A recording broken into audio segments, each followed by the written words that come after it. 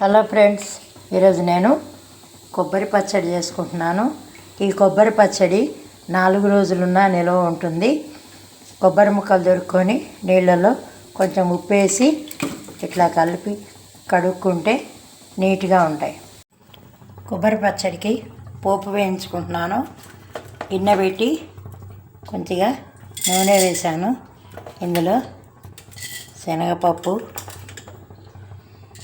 మినప్పప్పు, ఆవాలు, జీలకర్ర,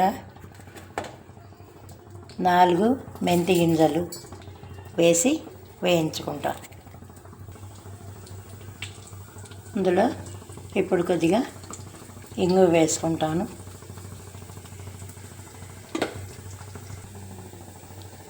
ఇప్పుడు ఇందులో కరివేపాకు, ఎండుమిరపకాయలు, పచ్చిమిరపకాయలు వేసి వేయించుకుంటాం. ముక్కలకు తగినంత కారం తీసుకోవాలి. ఇవన్నీ వేసుకున్నాను.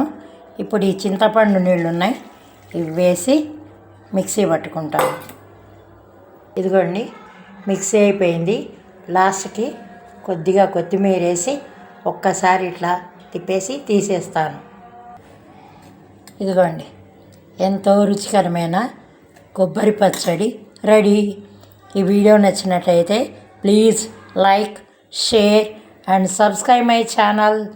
Thank you friends. మీ ఇంట్లో ఏం చేసుకున్నారో కామెంట్ చేయండి ఫ్రెండ్స్. దీని ఇంకా పోపు చేయవసరంలా, ఎందుకంటే ముందే ఎండుమిరపకాయలతో మనం పోపు వేయించుకున్నాం కాబట్టి మిక్సీ పట్టేస్తే అయిపోతుంది.